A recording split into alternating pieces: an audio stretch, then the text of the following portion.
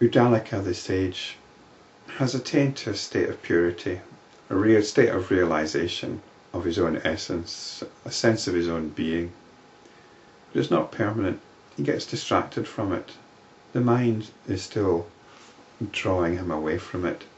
The attention is leeching his sense of being. And this is due to what's called the latent tendencies, or underlying psychological tendencies.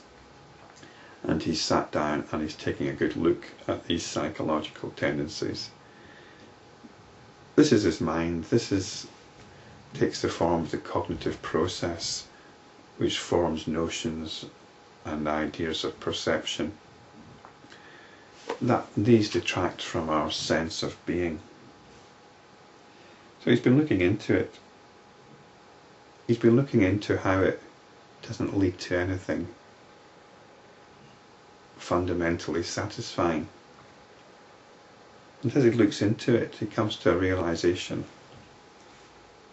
He's been talking to his own mind, so he comes to this realization. Why do I instruct you thus, O mind? For if one investigates the truth, he discovers that there's no such thing called mind. Mind is but a product of ignorance. When ignorance wears out, then the mind wears out too. Hence you're in the process of being worn out. It is unwise and foolish to instruct one who's in the process of disintegrating. Since day by day you are becoming weaker and weaker, I renounce you. Wise men do not teach one who's to be abandoned. O mind, I am the egoless, infinite and homogeneous consciousness. I have nothing to do with you who are the cause of the ego. I spoke recently about mental training, mental health, and sometimes we just have to get on with dealing with that in its own terms. But really, that's probably not strictly the best advice. I don't think the mind can be dealt with on its own terms.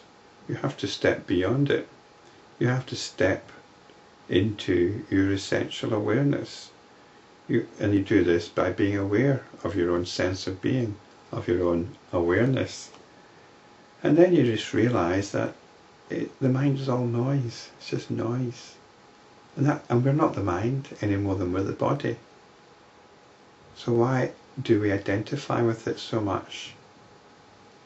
Why do we give it so much time? Maybe we shouldn't be bothering with it at all. Just step back from it.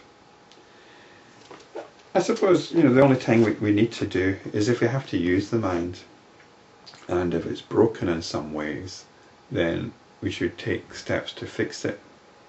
Because we need to act in the world, we need to get on with things. And just as we need to look after our body, we need to look after our mind.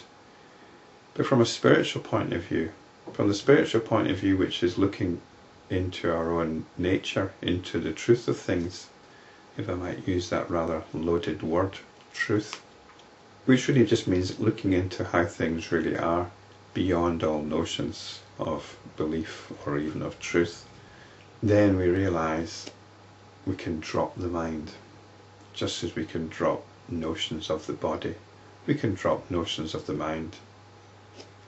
Of course, we take up such notions again when we have to communicate and get on with things. But in pursuing reality, in looking into our own essence, we can drop all that. Drop notions of the mind. Stop thinking about it so much, because it doesn't make sense to be thinking about it. That's just the mind in action again. The mind, one of the mind's tricks. Step aside. Step to that essential tranquillity, which is actually at the heart of our being. It's there. Might not be always obvious, but it's there. And I'm sure at times you might have stumbled on it. And if you have, then you know it's there. You might have trouble accessing it, there might be a lot of pain in the way. But it's there. You can take some comfort from the fact that you've experienced it already. And also, there are there are those that talk of it. For example, here in the Yoga Vasishta. Uddalaka continued to contemplate thus. The infinite self cannot possibly be squeezed into the mind, any more than an elephant can be squeezed into a wood apple fruit. The consciousness that, through the process of self-limitation, is confined to finitude, and therefore to concepts and percepts, is known as the mind. This is the cognitive process. This is the result of ignorance, and hence I do not accept this. The ego sense is only a child's ignorant concept, and it is believed in by one who does not investigate the truth. You've got a choice when you're engaging in spiritual practice. You've got a choice. You've got the choice to identify with your ego, with your personality, or you've got a choice to identify with the Absolute, with your essence, with your essential being, which has got nothing to do with your personality. This is the choice you have at each moment.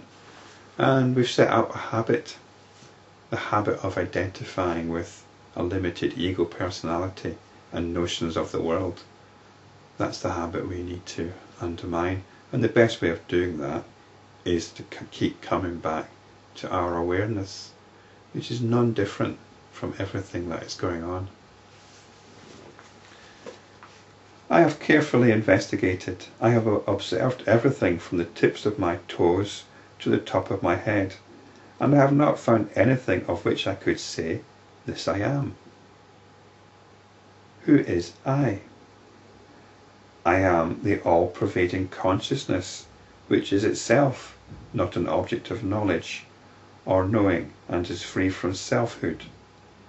I am that which is indivisible, which has no name or change, which is beyond all concepts of unity and diversity, which is beyond measure, small and big, and other than which naught else is. Hence, O mind, I abandon you, who are the source of sorrow. He steps behind it, steps behind the mind, no longer identifying with it. This is the spiritual practitioner. In this body, in which there is flesh, blood, bone, etc., who says, "This I am"? Motion is the nature of energy. Thinking is inherent in consciousness. Old age and death are natural to the body. Who says, "This I am"?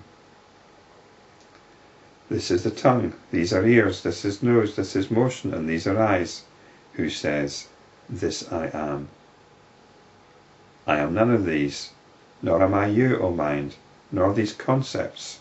I am but the infinite consciousness, pure and independent. I am all this, or there is no I. Both are expressions of the same truth, not else is truth. And of course we have to take it as for granted that when Uddalaka says, "I am but the infinite consciousness, pure and independent," he's not making a notion, he's not making a concept of that. He has to make a notion in terms of communicating it, but he's not identifying with a notion of infinite consciousness. He's talking from this infinite consciousness.